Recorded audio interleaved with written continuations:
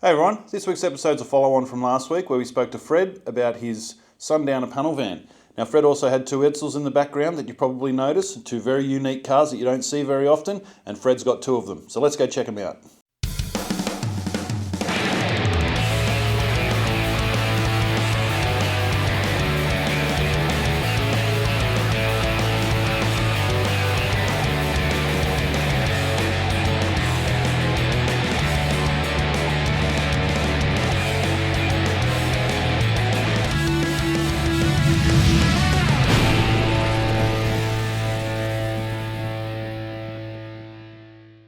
Alright guys, don't forget, if you'd like to support Aussie Garage, jump on our website and check out our merch. We've got t-shirts, stubby coolers, hats, surfboards, we've got all sorts of stuff. So jump on and have a look. Anyway, let's get to the video.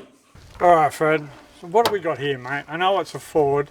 I haven't seen many of these at all. Now this is a 1959 Edsel.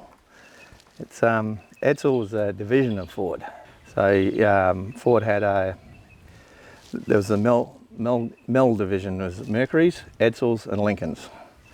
And the Edsels only lasted 3 years, but they were a car that was to make Ford a lot of money, was the plan.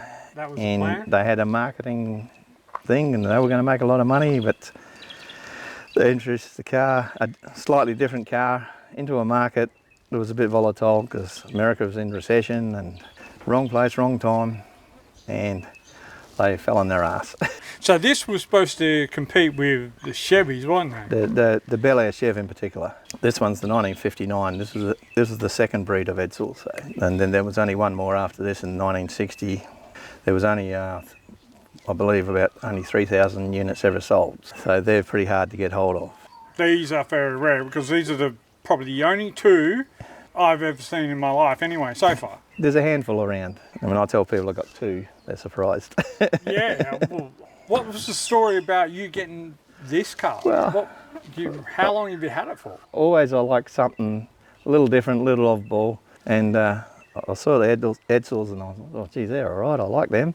This one came up for sale, probably mid-2000s I think it was. And this came up for sale and at the time I had a bit of cash and I went and had a look at it, made a guy an offer and he let me take his car home.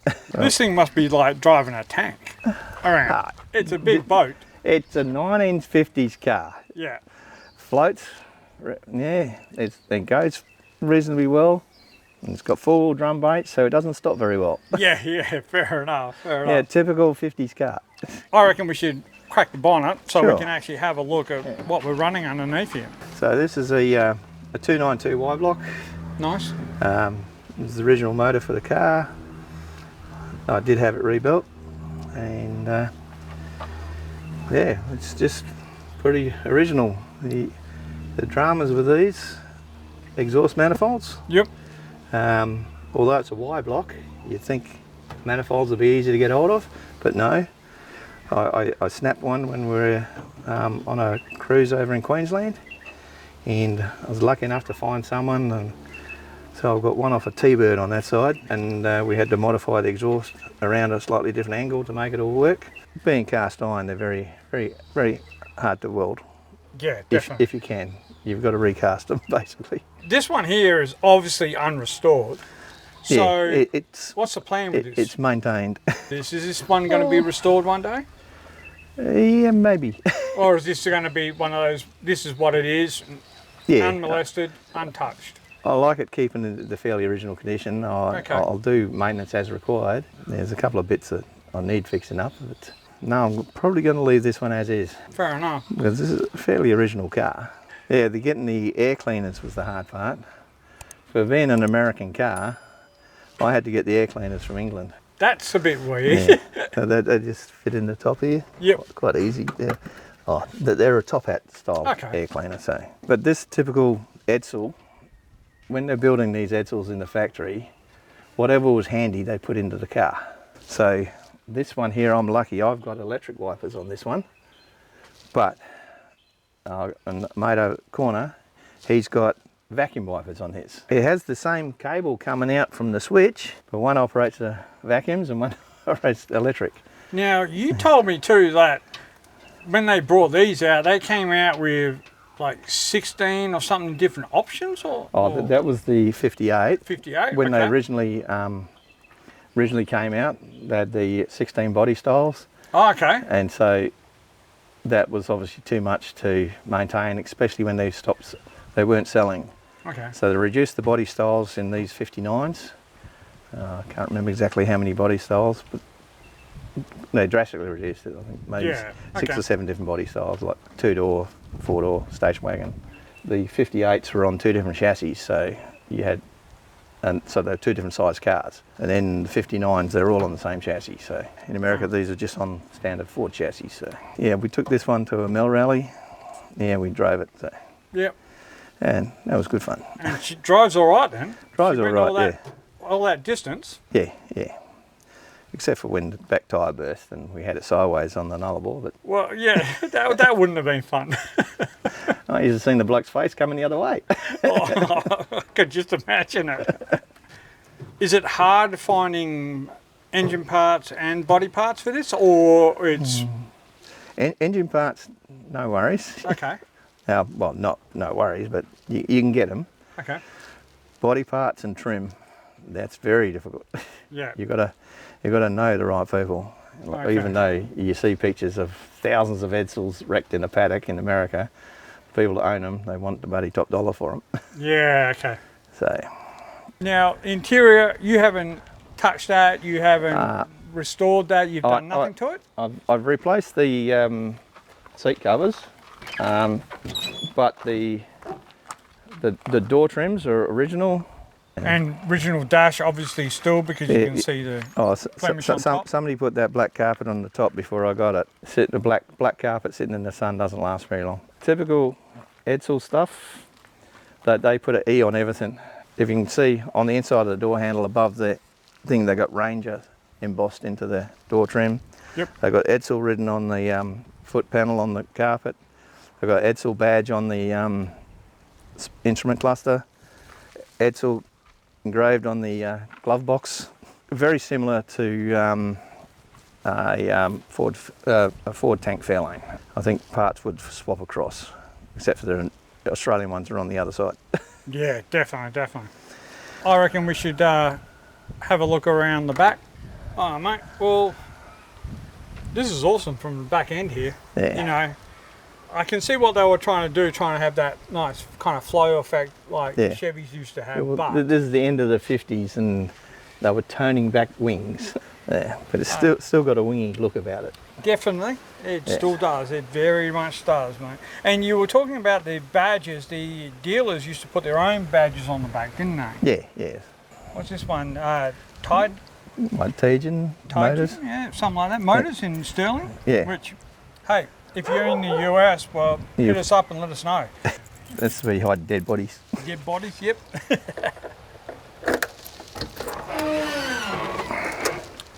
Okay, I can see what you're talking about. It is a big boot, but spare tyre really doesn't have nowhere to sit besides at the back there, does it? Which is a problem, but you got enough room for the picnic basket. Yeah, definitely a picnic basket. You've got room for chairs. Yeah. You've got room for a lot of stuff in here, and I like the fact that it's just, you've just kind of kept it as it was. Yeah, you can see it's been used. It's got a bit of a damage mark over there. But yeah.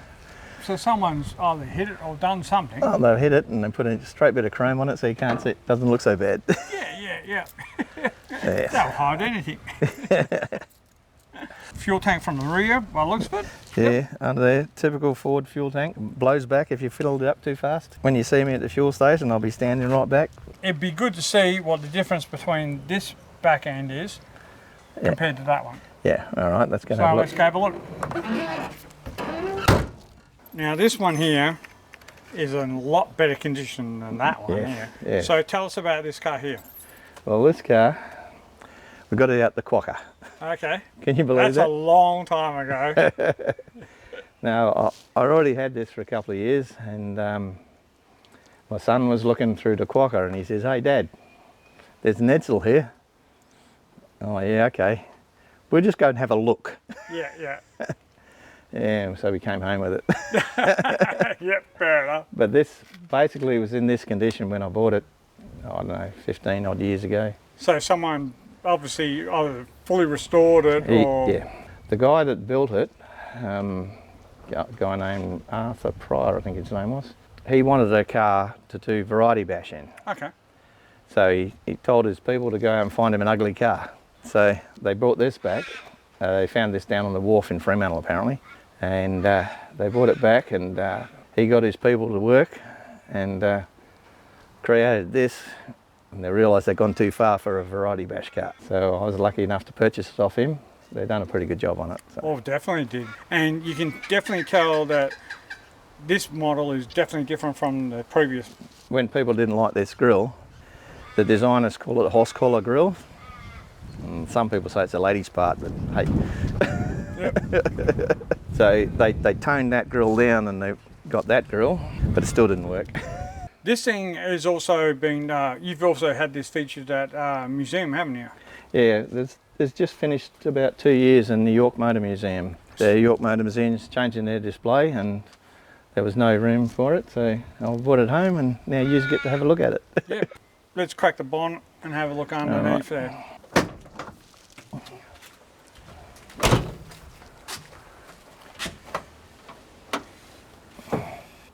This is another big motor. Yeah, this is the FE block. E400. That's a power rating. Okay. And the Ford marketing people needed a number that was better than 350. So, Okay. so 400 was a good number.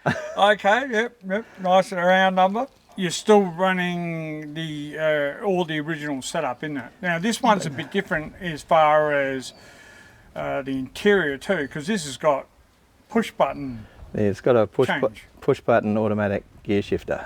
Yeah. That's located in the middle of the steering wheel. Yeah. Just to make it more difficult. Complicated. It's like, why did they do that? But okay. So how does that work? It was the Ford's big marketing ploy. It was the TeleTouch gear shifter. So that sits in the middle of the steering wheel. The steering wheel turns around it and the button stays still. Quite a bit of a electrical nightmare because we've got switches up on the top and there's a motor down underneath the exhaust manifold with switches on it. So when you turn this switch, the other switch has to balance, same as this one. There's a relay up on the panel here, that big grey one there, and that tells the motor to go forwards or backwards. So when it heats up, quite often that motor doesn't decide to work. There'd be many people would have seen me on the side of the road underneath, jiggering around, just putting it manually into gear. That would be a problematic. Oh, you don't put electric motor under a heat source. And there's no air conditioner power steering on this one. It was available in the day. The upper range Edsels, the Corsairs and Citations, they had anything you wanted, anything you could dream of, it was there. Yeah. Electric seats, electric windows, air conditioning, the whole box and dice. Yeah, so there was four real main models with these, wasn't it? With you were talking about the Corsair, the Corsair and Citation, and the Pacer, which is a two-door, and this is the Ranger. So these are both of these are base models cars. Okay. There was also, to add to the mix, as a station wagon, a Villager, and another station wagon called a Bermuda, which is a 9-seater. Okay. Yeah, that's why they had so many body styles. Yeah, that I understand that. That would have been very hard to produce with all those different options and with all those different kind of standards. Yes. In the interior, like it's all been restored. Basically. Oh, you're locked. You're locked out. Here, let me let you in. Okay, so the interior. We've got the addition of seat belts in this one. Yep. So you've got bench seats at the front and back. So it's basically a 6-seater. Yeah, we need to get in and have a look at the dashboard. Yep. Because the speedo, the pointer stays still. Oh, does it? And the numbers are on a bowl, and the numbers move. Rather than the other way around. The outside of this gauge is the switch for the air Oh, well, they're hidden little things everywhere. Yeah, and there's obviously the teletouch we were talking about earlier. Yeah, definitely. It's, Definitely. Yes. And had a radio, which, you know, some cars didn't back in the day either. Yeah, AM radio. The fella, when he did it, he got all the matching codes and whatever. So, Yeah, perfect. Yeah. The back end of this looks totally different compared to that. It's a lot sleeker, isn't it? It is. Yeah. Yeah, this one's, it flows, where that one's a little hell of a lot different. Might as well talk about the number plate while we're looking at it. Yeah, well, why lemon? Well, back in the day when these didn't sell, and they cost the Ford Motor Company something like $250 million or something. Wow. And the people on the assembly line didn't like them. Like I said before with the other one, they'd just put whatever parts were handy on them. They'd leave bolts in the door so things would rattle. Yeah, so if you had, they were actually plagued with problems in the day. Yep. But these two, all the problems mostly been solved. So in the day, they were a lemon. If you had an Edsel, you were sort of looked down upon. Yeah. Wow. I mean, styling wise, they look great from the outside, they look but terrific. it's... Yeah. The marketing people promised the world and they didn't deliver. I suppose that's just it. When you've got a certain product, Yes. you know, and it's not as big on the other one. The other one's subtle. This is like in your face. Yeah, This one's I think like, because it definitely. matches the bumperettes at the front, but they've got a piece in the middle. Yeah, definitely. Yeah. They've made it work. Yes. All right, let's crack her open and let's have a look inside here. Let's see what the difference is. Okay, so now they put a spot for the spare tyre, or had a spot for the spare tyre. Yeah. Everything else is, it's a lot. It seems a lot more roomier, but there's About the same space, but a better design. Yeah, definitely. So they went from a good design to a poor design.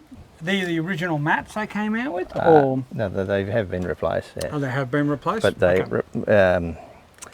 SMC products in America, that you can get all the original materials. Well, that's fantastic. Yeah. I like that. I like that. Man, these are very, very nice cars, mate. Very nice cars. Good, thank you. All right, so I reckon what we got to do is just let's hear them run. So here we go. Push D for drunk.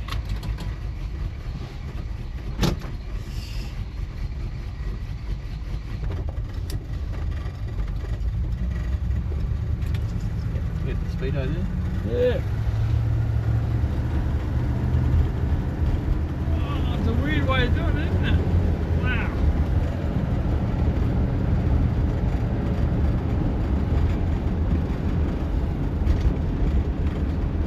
It's almost like a one of those compass on a marine bloody boat.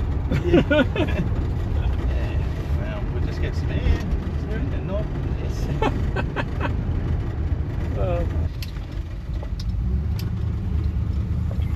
Put the window down. Yeah, like a river. Big old tank bloody moving this thing around, isn't it? Yeah, go for reverse.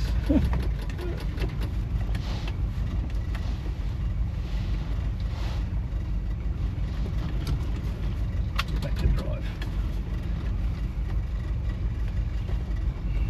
You have to give it to them. Back in the 50s, they did all right doing it that way, didn't they? It's a big heavy car, but it's light as because you got bloody 20 turns lock to lock or something. And you got the massive steering wheel that helps. Yeah.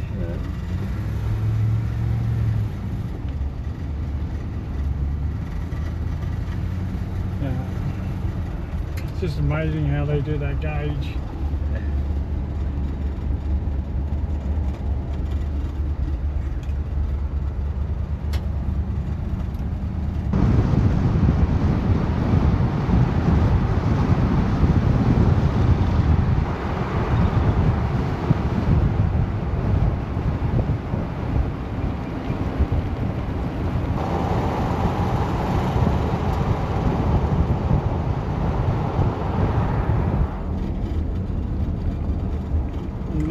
Like this, it must feel like you're driving a massive piece of machinery. Nah, that's right, you get used to it. Yeah.